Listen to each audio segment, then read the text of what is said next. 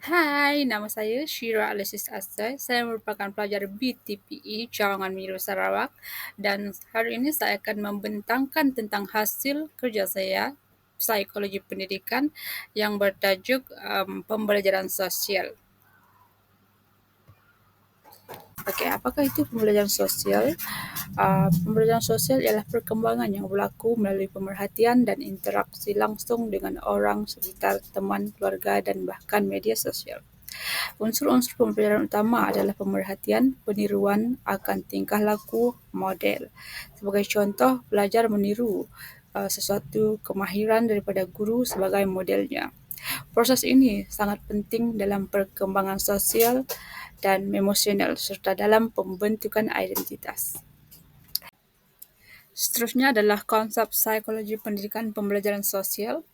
Menurut teori pembelajaran sosial Albert Bandura, menekankan bahawa pembelajaran dapat terjadi melalui pengamatan dan peniruan perilaku orang lain tanpa adanya penguatan langsung.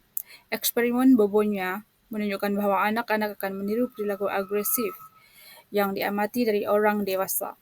Teori ini melibatkan 4 proses utama iaitu perhatian, pengingatan, reproduksi dan penguatan. Idea di sebalik teori pembelajaran sosial ialah individu boleh mengambil pengetahuan antara satu sama lain dengan memerhati, meniru dan membuat model. Seterusnya, berikut merupakan latar belakang Albert Bandura. Beliau dilahirkan di Kanada. Beliau dilahirkan pada 4 Disember 1925 dan mendapat ijazah pertama dalam psikologi pendidikan di University of Columbia pada tahun 1949 dan PhD di dalam psikologi klinikal pada 1992. Beliau terkenal dengan teori pembelajaran sosial.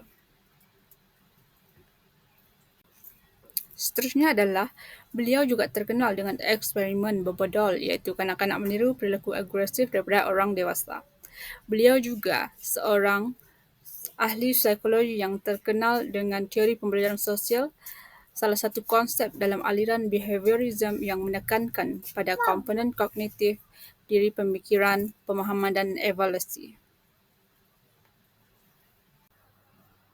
Terdapat 4 langkah atau komponen proses modeling. Proses modeling adalah modeling di mana kita menetapkan seseorang untuk menjadi role model kita di mana kita boleh meniru tingkah laku mereka. Yang pertama adalah melalui pemerhatian. Kita kena perhatikan dengan teliti kepada gerak balas yang ingin kita contohi tersebut sama ada melalui penglihatan, pendengaran atau penggunaan deria. Yang kedua adalah pengekalan. Pastikan mengingat kembali contoh gerak-geri yang ingin kita contohi, kemudian simpan di dalam ingatan. Yang ketiga adalah pengulangan.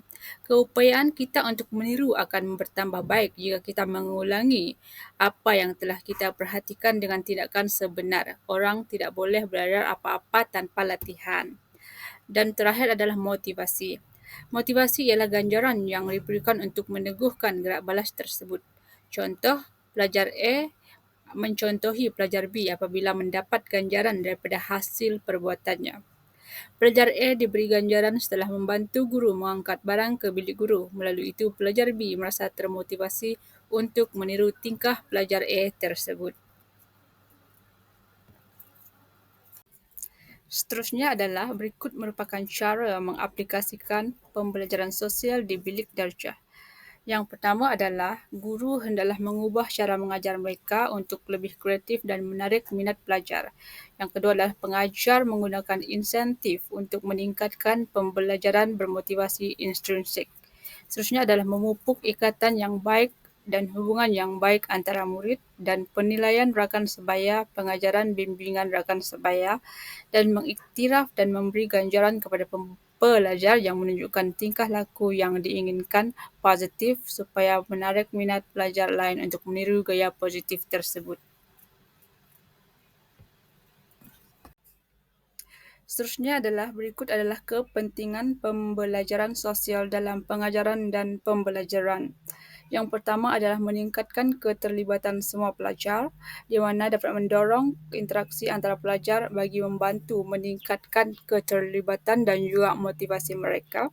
Yang kedua adalah peranan model dalam pembelajaran, di mana apabila guru menunjukkan cara melakukan tugasan atau mengatasi suatu masalah, ianya dapat membantu pelajar mudah untuk memahami lebih dalam melalui pemerhatian langsung. Yang ketiga adalah modeling perilaku positif. Melalui pengamatan perilaku positif, guru, rakan dan orang lain dapat membantu mereka dalam pengambilan keputusan dan perilaku sehari-hari. Dan seterusnya adalah guru dapat memupuk sikap positif dalam diri pelajar, contohnya dengan memodelkan tingkah laku positif, empati, kerjasama dan disiplin. Kesimpulannya ialah teori pembelajaran sosial juga boleh digunakan untuk mengajar orang tentang tingkah laku positif. Dari sudut pengajaran dan pembelajaran pula, guru adalah role model kepada pelajar. Oleh itu, penyampaian guru di dalam bilik darjah hendaklah cekap dan menarik agar para pelajar dapat memahami dan mencontohi guru tersebut. Sekian pembentangan untuk video saya pada hari ini. Sekian, terima kasih untuk perhatian anda.